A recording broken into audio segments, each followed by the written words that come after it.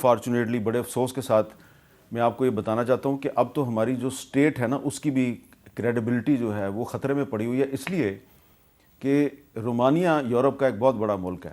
رومانیہ کی جو پاکستان میں ایمبیسی ہے اس نے پاکستان کی وزارت خارجہ کو ایک لیٹر لکھا ہے، اور لیٹر میں پاکستان کی وزارت خارجہ کو یہ بتایا ہے کہ آپ کے کیپٹل اسلام آباد میں ایک قومی یادگار تھی جو کہ رومانیہ کے قومی شاعر ایمنیسکو اور پاکستان کے قومی شاعر علامہ اقبال کے نام پر بنائی گئی تھی، اور سابق وزیر اعظم چودھری شجاعت حسین نے اس کا افتتاح کیا تھا بلو ایریا اسلام آباد میں۔ اور 20-21 سال گزر گئے اور اب یہ جو قومی یادگار ہے اس کو پچھلے ہفتے تباہ کر دیا گیا۔ تو انہوں نے یہ لیٹر جو ہے وہ وزارت خارجہ کو بھجوایا، وزارت خارجہ نے اس کو کہیں آگے فارورڈ کر دیا اور کچھ بھی نہیں ہوا۔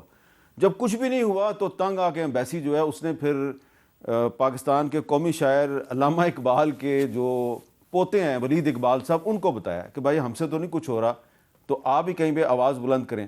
تو ولید اقبال صاحب نے بھی دفتر خارجہ کے لوگوں سے رابطہ کرنے کی کوشش کی، ان کو بھی کسی نے لفٹ نہیں کرائی۔ تو ہمیں جب اس خط کے بارے میں پتہ چلا تو ہم نے معلوم کیا، تو ذرا دیکھیں ہماری رپورٹ میں آپ کو کیا نظر آ رہا ہے کہ ہماری جو ہسٹری ہے اس کو کیسے ڈسٹارٹ کیا جا رہا ہے، اور ہماری کریڈیبلٹی جو ہے اسٹیٹ آف پاکستان کی کریڈیبلٹی اس کو ہم اپنے ہی ہاتھوں سے کس طرح برباد کر رہے ہیں۔ بلو ایریا اسلام آباد کے مرکز میں 20 فٹ اونچی یہ شاہکار یادگار پاکستان اور رومانیہ کے سفارتی تعلقات اور دوستی کی علامت ہے، جو شاعر مشرق علامہ اقبال اور رومانیہ کے قومی شاعر منہائے ایمنیسکو کی مشترکہ افکار اور قومی خدمات کے اعتراف کے طور پر لگائی گئی۔ یادگار کا افتتاح مسلم لیگ کے اس وقت کے صدر چودھری شجاعت حسین نے 2004 میں کیا۔ 20 سال گزرنے کے بعد آج اس یادگار پر نہ کوئی تختی نظر آتی ہے، نہ قومی شاعروں کی تصویروں کی بقایا جات۔ کنکریٹ، گرینائٹ اور سنگ مرمر سے تیار کی گئی یادگار پر علامہ اقبال اور ایمنیسکو کے کانسی کے مجسمے بھی لگائے گئے تھے جو چوری کر لیے گئے۔ ہر طرف کرچیاں بکھری پڑی ہیں۔ اس کا تو کسی سیاست سے بھی تعلق نہیں ہے۔ کافی اس کی بے حرمتی ہوئی ہے، تو اس میں میرے خیال سے سب کو نوٹس لینا چاہیے۔ قومی یادگار کو بے دردی سے توڑنے والے آخر کون ہو سکتے ہیں؟ باقاعدہ طور پہ نہیں توڑا گیا، لیکن جب روڈ بنی ہے، کنسٹرکشن ہوئی ہے، اس کے بعد یہ نگلیکٹ ہو گیا۔ اور جو نشئی، آپ کو پتہ ہے کہ وہ جو سٹیل کا فریم لگا ہوا تھا وہ اس میں سے انہوں نے اتارا ہے، اب ہم نے اس کو دوبارہ سے ریپیئر کرنا ہے۔ پارلیمنٹ اور وزیراعظم ہاؤس سے صرف 1 کلومیٹر کے فاصلے پر قومی یادگار کی تباہی کی ذمہ داری نشہ کرنے والے افراد پر ڈال کر سی ڈی اے اپنی ذمہ داری سے بری ذمہ نہیں ہو سکتا۔ اسلام آباد کے بارونق علاقے میں یادگار کی تباہی کی ذمہ داری مکمل طور پر اسلام آباد انتظامیہ پر عائد ہوتی ہے، جسے پوچھنے والا کوئی نہیں۔ کیمرامین سلمان حیدر کے ساتھ راشدہ شعیب، کیپٹل ٹاک، اسلام آباد۔ کیپٹل ٹاک میں ہم نے آپ کو بتایا کہ پاکستان کے کیپٹل میں پاکستان کی قومی یادگاروں کو تباہ و برباد کیا جا رہا ہے اور کوئی پوچھنے والا نہیں۔ تو جو 9 مئی کا واقعہ ہے اس کی سارے مذمت کرتے ہیں، تو 9 مئی کے دن الزام لگایا جاتا ہے کہ جی جو شہداء کی یادگاریں ہیں اس پہ حملہ ہوا تھا، بالکل وہ بھی غلط ہوا تھا۔ لیکن اگر اسلام آباد کے دل میں پاکستان کے قومی شاعر علامہ اقبال اور رومانیہ کے قومی شاعر ایمنیسکو کی یادگار پر حملہ کر دیا جاتا ہے، اس کو تباہ کر دیا جاتا ہے، پتہ نہیں کس نے کیا، ابھی تک تو کسی کو پتہ ہی نہیں۔ ہم نے بتایا سی ڈی اے کو تو ان کو پتہ چلا، لیکن ان کو نہیں تھا پتہ۔ تو یہ بھی ایسے معاملات ہیں کہ حکومت کو ان کا بھی تھوڑا سا جائزہ لینا چاہیے۔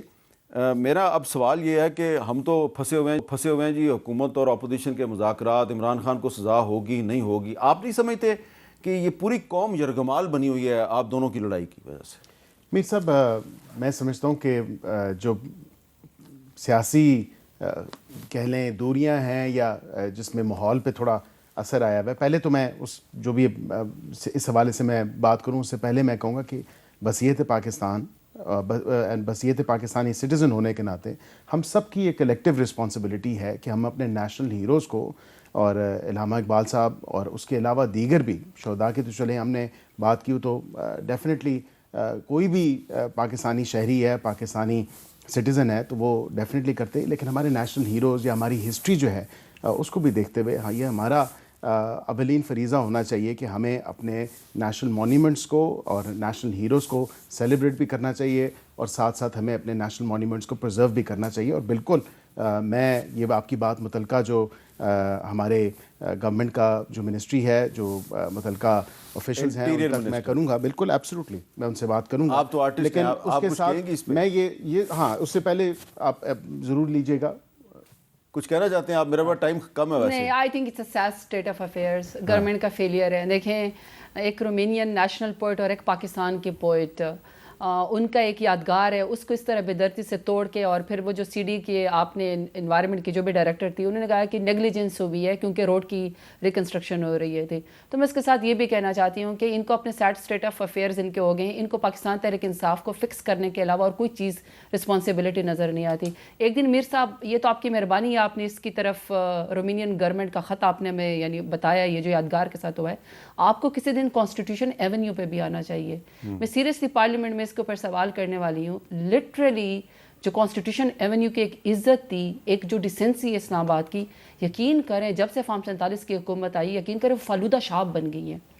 اس قدر توڑ پھوڑ کر کے الٹی سیدھی رنگ برنگی لائٹس لگا کے جو کانسٹیٹیوشن ایونیو کا بیڑا غرق لگایا. نہیں آپ یقین کریں، آپ صرف کانسٹیٹیوشن ایونیو کی بات کریے، جناح ایونیو پہ کیا ہو رہا ہے؟ پریزیڈنسی کے آگے مور بیٹھا ہوا ہے نکلی، ہار پہنا ہوا ہے ریڈ.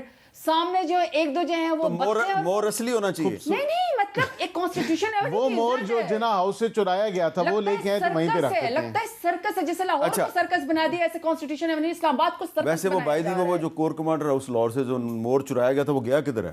یہ اب اچھا چلیں وہ میں پتہ کر کے بتاؤں گا.